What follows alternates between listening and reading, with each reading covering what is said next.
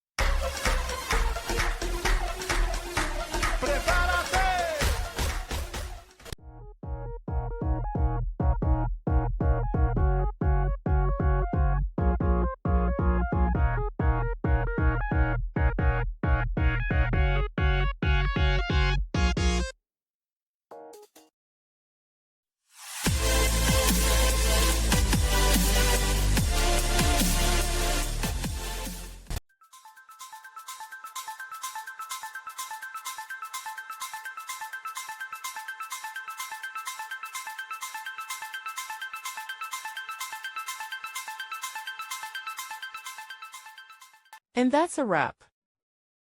I hope you found the answer you were looking for. If you did, take a second to hit that subscribe button. It really helps out. And let me know in the comments which solution worked best for you. See you next time in the debug zone.